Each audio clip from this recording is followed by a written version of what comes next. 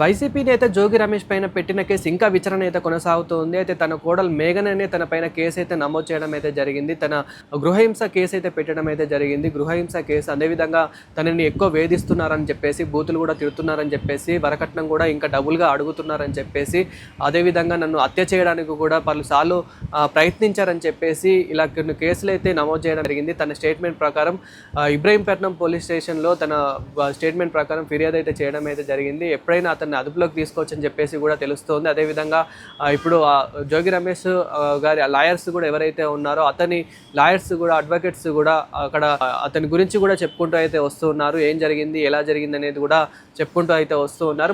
మొత్తానికైతే తనపై అయితే ఇప్పుడు కేసు అయితే నమోదయ్యింది. మేఘన కూడా ఏమని కేసు పెట్టింది అనేది ఒక్కసారి చూస్తే కనుక నన్ను పలుసార్లు హత్య చేయడానికి కూడా ప్రయత్నించారు. ఎప్పుడైతే మాకు మ్యారేజ్ అయ్యిందో, మ్యారేజ్ అయ్యేంత వరకు చాలా బాగున్నారు, చాలా బాగా మాట్లాడారు, అంత నటించారు. తర్వాత మ్యారేజ్ అయిన రోజు నుంచి, అంటే మ్యారేజ్ అయ్యేంత వరకు వాళ్ళ ఇంట్లో కూడా హిందూ దేవుళ్ళ ఫొటోస్ ఉండేటివి. మా కుటుంబ సభ్యులు వెళ్ళినప్పుడు కూడా, మా పెళ్ళికి ముందుకు వెళ్ళినప్పుడు కూడా బాగుండేవాళ్ళు, బాగా మాట్లాడేవాళ్ళు. వాళ్ళ ఇంట్లో కూడా దేవుళ్ళ ఫోటోలు ఉన్నాయని చెప్పేసి కూడా చెప్పడం అయితే జరిగింది. కానీ ఎప్పుడైతే మ్యారేజ్ అయ్యిందో, మ్యారేజ్ అయిన రోజు నుంచి హిందూ దేవుళ్ళ ఫొటోస్ అన్నీ తీసేశారని చెప్పేసి కూడా చెప్పడం అయితే జరిగింది.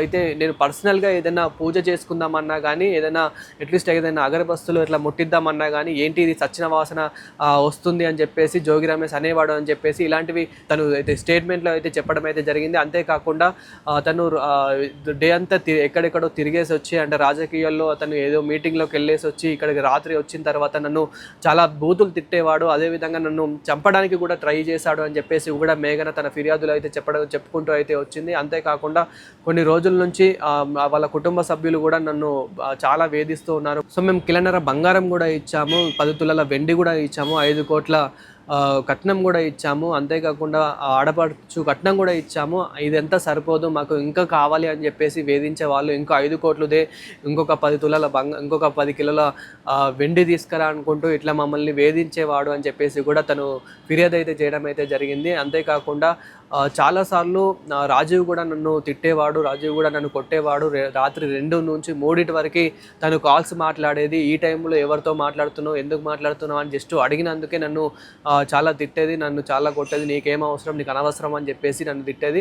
ఇంకా ఏదైతే వాళ్ళు మేము హిందువులు అని అనుకున్నాము కానీ వాళ్ళు మతం మారారు అని చెప్పేసి కూడా చెప్పడం అయితే జరుగుతూ ఉంది. హిందూ దేవుళ్ళ ఫొటోస్ ఒక్కటి కూడా ఇంట్లో లేవు అని చెప్పేసి కూడా చెప్పడం జరుగుతుంది. అయితే ఇదంతా విన్నా చాలామంది ఇప్పుడు ఏమంటున్నారంటే, ఇప్పుడు కామెంట్లు కూడా చాలామంది ట్వీట్లు కూడా ఏమని చేస్తున్నారు అంటే, రాజకీయం కోసమే చేశారు, తను అంతకుముందే జగన్ గారి కోసమే మారుండొచ్చు అని చెప్పేసి కూడా ఇలా కూడా చాలా కామెంట్లు కూడా వస్తున్న పరిస్థితి అయితే కనిపిస్తుంది. ఇదంతా పక్కన పెడితే కనుక ఇప్పుడు మేఘన స్టేట్మెంట్ ప్రకారం అయితే ఎవరెవరు ఇందులో ఇన్వాల్వ్ అయ్యి ఉన్నారు, ఎవరెవరు తన్ని వేధించారు, ఎవరెవరు తన మీదకి హత్య చేయడానికి ప్రయత్నించారు అని చెప్పేసి కూడా ఇప్పుడు ఎంక్వైరీ అయితే చేస్తున్న పరిస్థితి అయితే కనిపిస్తూ ఉంది. ముఖ్యంగా రాజీవ్ కూడా సైలెంట్గా ఉండేవారు, నన్ను మా మామనే ఎక్కువ వేధించేవాడు అని చెప్పేసి కూడా తను స్టేట్మెంట్లో అయితే పేర్కోవడం అయితే జరిగింది.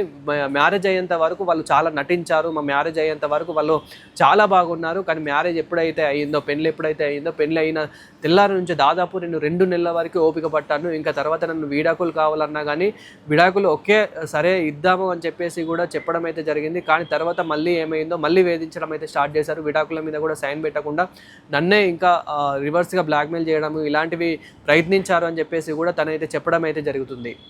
సో మొత్తానికైతే ఇప్పుడు పోలీసులు కూడా ఈ ఫిర్యాదు మేరకు అయితే ఎంక్వైరీ అయితే చేపట్టారు. ఇప్పుడు కోర్టులో కూడా ఎంక్వైరీ అయితే నడుస్తూ ఉంది.